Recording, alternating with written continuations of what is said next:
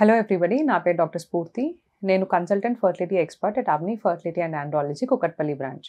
ఇవాళ vitamin D ఎంతవరకు important ఫర్టిలిటీలో అనే టాపిక్ గురించి మాట్లాడుకుందాం.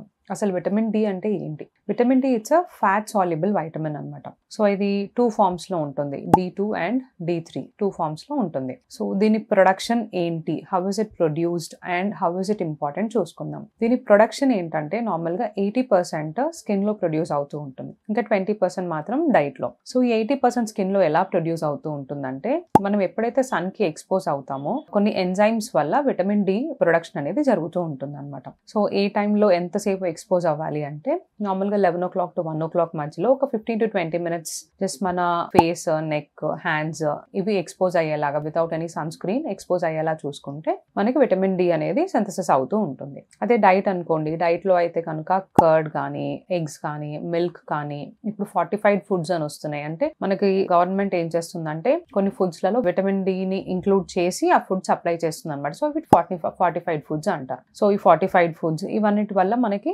డైట్ లో విటమిన్ డి అనేది దొరుకుతూ ఉంటుంది. So why is vitamin D important? Fertility పైన ఎట్లాంటి ఇంపాక్ట్ వస్తుందో చూసుకుందాం. సో ఇప్పుడు మేల్స్ లో విటమిన్ డి డెఫిషియన్సీ ఉంటే ఎలా ఉంటుంది, ఫీమేల్స్ లో అయితే ఎలా ఉంటుందో చూసుకుందాం. నార్మల్ గా మేల్స్ లో ఏమవుతుందంటే, విటమిన్ డి డెఫిషియన్సీ ఉన్న వాళ్ళలో టెస్టోస్టెరోన్ లెవెల్స్ అనేది తగ్గుతూ ఉంటాయి. సో టెస్టోస్టెరోన్ తగ్గుతుంది అంటే స్పర్మ్ ఎఫెక్ట్ అవుతూ ఉంటుంది, దాని క్వాలిటీ కానీ క్వాంటిటీ కానీ ఎఫెక్ట్ అవుతూ ఉంటుంది. ఎట్ ద సేమ్ టైం ఈ విటమిన్ డి మన బ్లడ్ వెజల్స్ లైనింగ్ కోసం ఇంపార్టెంట్. సో ఎప్పుడైతే బ్లడ్ వెజల్ లైనింగ్ డిస్టర్బ్ అవుతూ ఉంటుందో మేల్స్ లో ఎరెక్టైల్ డిస్ఫంక్షన్ వచ్చే ఛాన్స్ ఉంటుందన్నమాట. At the same time sperm కదలికలకు అంటే మొటిలిటీ కానీ ఇంకా దాని మార్ఫాలజీ మెయింటైన్ చేయడానికి విటమిన్ డి అనేది ఇంపార్టెంట్. అదే ఫీమేల్స్ లో చూసుకుంటే నార్మల్ గా విటమిన్ డి రిసెప్టర్స్ ఈవెన్ మనకి యూట్రస్ లో కూడా కనిపిస్తూ ఉంటాయి. యూట్రస్ లో ఎక్కడ అంటే ఎండోమెట్రియల్ లైనింగ్. ఎండోమెట్రియల్ లైనింగ్ ఎందుకు ఇంపార్టెంట్ అంటే, that is the place where your embryo will come and stick. అంటే ఎంబ్రియో ఇంప్లాంట్ అయ్యేది ఆ ప్లేస్ లో. సో విటమిన్ డి రిసెప్టర్స్ అక్కడ ఉంటాయి. అంటే దీని మీనింగ్ ఏంటంటే, విటమిన్ డి డెఫిషియన్సీ ఉన్న వాళ్ళకి ఇంప్లాంటేషన్ అనేది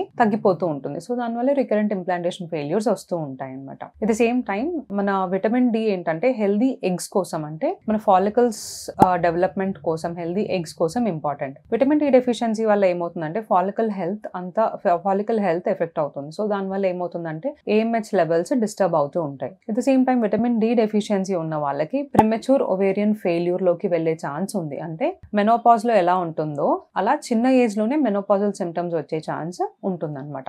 ఇంకా PCOD ఉన్న వాళ్ళలో విటమిన్ డి డెఫిషియన్సీ ఎక్కువ ఉంటుంది. నార్మల్ గా ఏంటంటే so severity of PCOD is related to the deficiency of vitamin D అనమాట. సో ఇంకా ఒబేసిటీలో కానీ, ప్రెగ్నెన్సీలో కానీ, PCOD లో కానీ విటమిన్ డి డెఫిషియన్సీస్ ఉంటాయి. అంటే విటమిన్ డి డిమాండ్ వాళ్ళకి ఎక్కువ ఉంటుంది అనమాట. So apart from this reproductive health, vitamin D ఏంటంటే మనం తిన్న ఆహారం నుంచి కాల్షియం అనేది అబ్జార్బ్ చేసుకొని బ్లడ్ లో calcium levels, phosphate levels maintain చేస్తూ మన బ్రెయిన్ హెల్త్ కి, బోన్ హెల్త్ కి, టీత్ హెల్త్ కి, రిప్రొడక్టివ్ హెల్త్ కి, at the same time immunological regulation కి కూడా అవసరం పడుతుంది. ఇంకా మనకి ఇంప్లాంటేషన్ అవ్వడానికి ఇమ్యునలాజికల్ కాజెస్ ఉంటూ ఉంటాయి అనమాట. సో దీన్ని కూడా విటమిన్ డి లెవెల్స్ రెగ్యులేట్ చేస్తూ ఉంటాయి అనమాట.